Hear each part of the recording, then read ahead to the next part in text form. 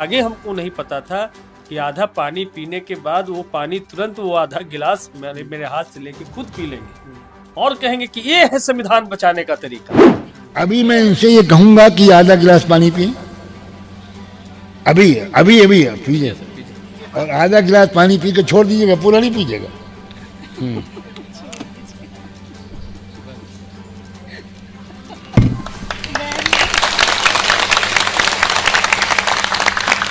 यह है तरीका संविधान सुरक्षा का। ये जो उन्होंने सजाद नूमानी साहब, मौलाना साहब ने जो काम किया, क्या मेरे शंकराचार्य कर सकते थे? या किसी मंदिर का पुजारी ये काम कर सकता था? या आरएसएस के प्रमुख मोहन भागवत ये काम कर सकते थे?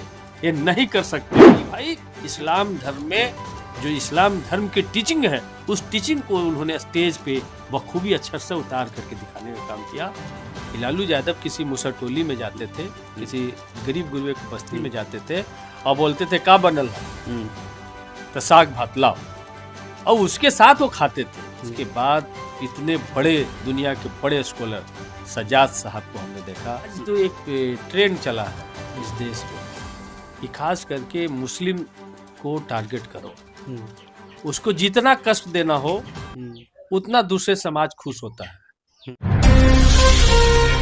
कल से एक सोशल मीडिया पर जो वीडियो वायरल है, जिसमें देखा जा सकता है कि एक मौलाना जो है एक दलित नेता के हाथ से झूठा पानी वो पीते हुए दिखाई दे रहे हैं, और वो दलित विधायक हमारे साथ हैं, मौजूद हैं। सर, क्या था वो मामला जो बहुत वायरल जा रहा है? उस पर क्या था वो पूरा मामला, क्या बताना चाहेंगे आप? क्या हुआ था वो? देखिए, सबसे पहले तो बता दें कि वो वीडियो महाराष्ट्र के रायगढ़ डिस्ट्रिक्ट के सम्राट नगर नरेला का है, और वहाँ हम लोगों ने संविधान सुरक्षा सम्मेलन, जो 26 नवंबर संविधान दिवस था, उस दिन संविधान सुरक्षा सम्मेलन आयोजित की गई थी, जिसमें बतौर अतिथि मुझे भी बुलाया गया था।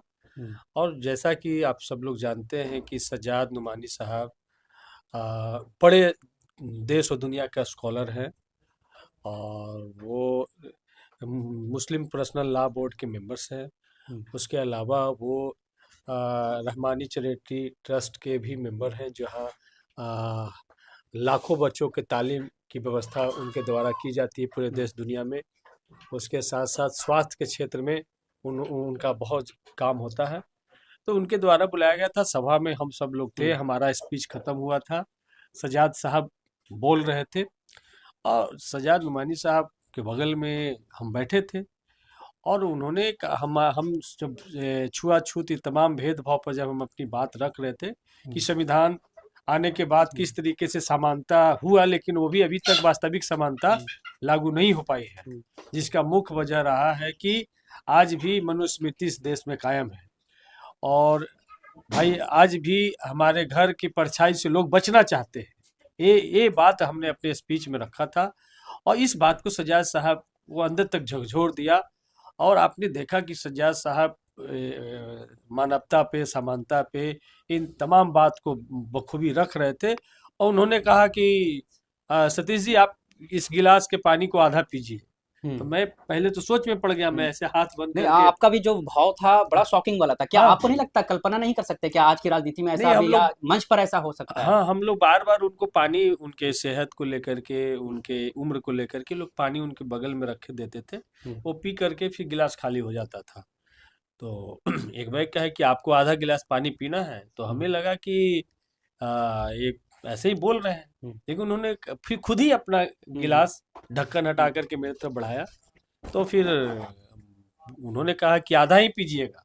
लेकिन उसके आगे हमको नहीं पता था कि आधा पानी पीने के बाद वो पानी तुरंत वो आधा गिलास मेरे हाथ से लेके खुद पी लेंगे और कहेंगे कि ये है संविधान बचाने का तरीका, ये है इंसानियत बचाने का तरीका, कि जब तक हम छुआछूत भेदभाव को हम खत्म नहीं करते हैं, जब तक एक दूसरे के यहाँ हम खाना नहीं खाते हैं, एक दूसरे के यहाँ तमाम व्यवहार में हम एकजुट नहीं होते हैं, तब तक इंसानियत जुट नहीं सकता है।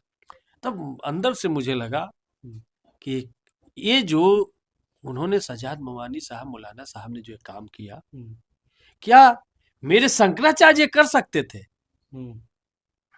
क्या किसी मंदिर का पुजारी ये काम कर सकता था? या आरएसएस के प्रमुख मोहन भागवत ये काम कर सकते थे? ये नहीं कर सकते हैं। क्योंकि उनके जहन में आज भी मनुस्मृति कायम है। लेकिन ये उन्होंने बताया कि भाई इस्लाम धर्म में जो इस्लाम धर्म की टीचिंग है, उस टीचिंग को उन्होंने स्टेज पे बखूबी अक्षर से उतार करके दिखाने का काम किया, और ये वीडियो पूरे देश दुनिया में वायरल हो रहा है। हजारों फोन मेरे पास लोग आ रहे हैं और इसके लिए धन्यवाद दे रहे हैं कि आप लोगों ने संविधान बचाने का तरीका ढूंढ निकाला है, आप लोगों ने लोग को जोड़ने का तरीका ढूंढ निकाला है। आप तक कैसे संपर्क किए थे, आप कैसे पहुंचे महाराष्ट्र? हम ऑलरेडी पूरे देश दुनिया में एक सोशल एक्टिविस्ट के रूप में हम जाने जाते हैं, और जब विधानसभा में हमने मनुस्मृति पे जब अपनी बात रखी थी, उसे सज्जाद नुमानी साहब ने सुना था, और उन्होंने, मेरे मित्र भी देश दुनिया के बड़े स्कॉलर हैं विलास खैरात जी, उनको कहा कि सतीश भाई को बुलाइए। और मुझे क्या पता था, उन्होंने अपना वहाँ जो नरेला में जो उनका इंस्टीट्यूशन था जहाँ पे हजारों बच्चे केजी से लेकर के पीजी तक का पढ़ाई कर रहे थे, वो सेंटर को हम लोगों ने देखा। दिन में अच्छी बात हुई उनसे, और शाम में जब मंच पे हम दोनों सब लोग आए, सम्मानित हुआ, बारी बारी से हम सब लोग ने बात अपनी रखनी शुरू की, तो हमें लगा संविधान पर एक कार्यक्रम है, वो कार्यक्रम होगा, लेकिन उस कार्यक्रम से इतना बड़ा संदेश निकलेगा इसके अंदाजा हम सब लोग को नहीं था। आपने कल्पना किया था क्या कब, क्योंकि आपने भी राजनीति का सफर देखा है, और जब आप युवा राजद में थे या राजनीति में जब से आए संघर्ष किया, ऐसा कभी दृश्य देखने को मिला कि किसी नेता ने किया हो पुराने कार्यकाल में, या ऐसा कल्पना भी कर सकते कभी हो सकता था? जैसे एक ये जो सोच था ना, ये हमारे नेता लालू प्रसाद यादव जी का सोच था। कि लालू यादव किसी मुसरटोली में जाते थे, किसी गरीब गुरबे की बस्ती में जाते थे और बोलते थे का बनल हम तो साग भात लाओ, और उसके साथ वो खाते थे। उसके बाद हमने किसी को नहीं देखा।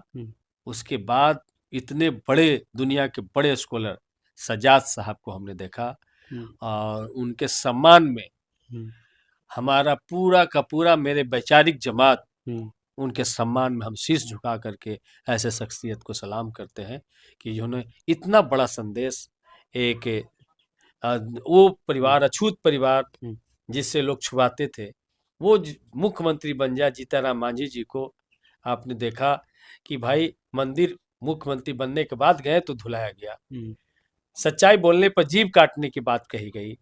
आपने देखा कि ध्वजारोहण कार्यक्रम में वहां का सांसद अवधेश पासी जी को आमंत्रण नहीं दिया गया क्योंकि वो शेड्यूल कास्ट के थे। आज वो पूरा सब परिवार नंगे पांव गए हैं उस मंदिर में। आपने देखा कि प्राण प्रतिष्ठा जब हो रहा था मंदिर का, तो उसमें भारत की राष्ट्रपति माननीय द्रौपदी मुर्मू मैडम को नहीं बुलाया गया। आपने देखा कि इससे पहले तत्कालीन राष्ट्रपति रामनाथ कोविंद जी को जब वो पुष्कर के मंदिर में गए, जगन्नाथपुरी के मंदिर में गए, तो गर्भगृह में नहीं जाने दिया गया। ऐसे समय में इस तरीके का संदेश, उस क्या भाव आया आपका जब आपको लगा कि आपके झूठा पानी उन्होंने लगाया जब मुंह से, तो आपका क्या था, मतलब सोच वहां पर क्या ऐसा मतलब फील हुआ? एक लगा कि क्या ऐसा हो, मतलब ताली बजाए, गले लगाए, क्या करे, मतलब समझ में नहीं आ रहा था। और बस उनके बातों को हम सुनते जा रहे थे। हालांकि उन्होंने इस्लाम का ही मैसेज दिया है, क्योंकि इस्लाम में एक ये चीज़ है कि यहाँ कोई ना छोटा ना कोई बड़ा है, क्योंकि जब हम नमाज पढ़ते हैं तो वहाँ पे कोई भेदभाव नहीं है कि कोई छोटा जात से कि पीछे होगा। एक फ़कीर भी नमाज को पढ़ा सकता है और राजा रहेगा तो उसके पीछे पढ़ सकता है। ये हमारा सिद्धांत है इस्लाम का। शायद उन्होंने यही मैसेज देने की कोशिश की, और लगता है कि आगे भी ये चीज़ें जो मैसेज गया है लोगों पर असर पड़ेगा, इम्पैक्ट पड़ेगा, या आपके समाज पर? नहीं, आज तो एक ट्रेंड चला है इस देश में कि खास करके मुस्लिम को टारगेट करो, उसको जितना कष्ट देना हो उतना दूसरे समाज खुश होता है। उसके घर को बुलडोजर से ढा दो तो बहुत सीना चौड़ा हो जाता है।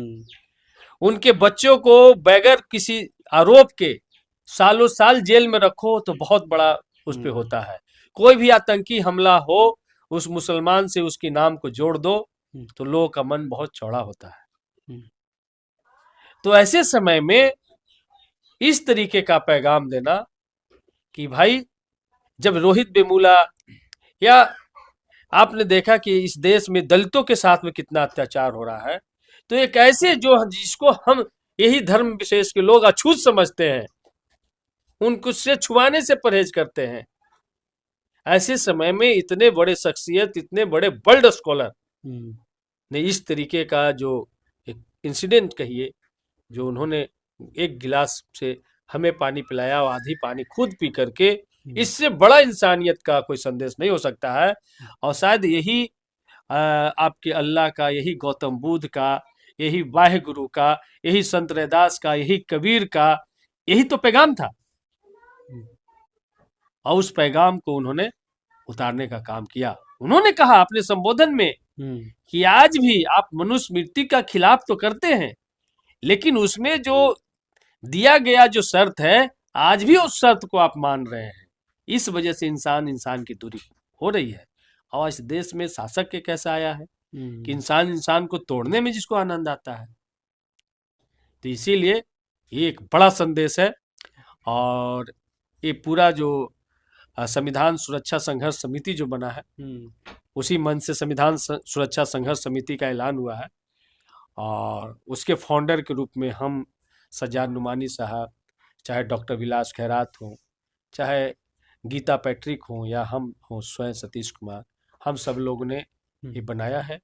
और बहुत जल्द बिहार में भी सज्जाद नुमानी साहब आएंगे, देश के सारे स्कॉलर आएंगे। और वैशाली से पहली शुरुआत, ये जो वोट और संविधान को कमजोर करने का जो यहाँ काम हुआ है, उस पे पहले सम्मेलन वैशाली में होगा। और फिर बाकी पूरे देश में हम सब लोग संविधान को मजबूत करने का संदेश एक साथ लेकर के पढ़ेंगे। चलिए, शुक्रिया हमसे बात करने के लिए, आपको बधाई इसके लिए। और ये पूर्व विधायक सतीश कुमार जी हैं जो हमसे बात कर रहे थे।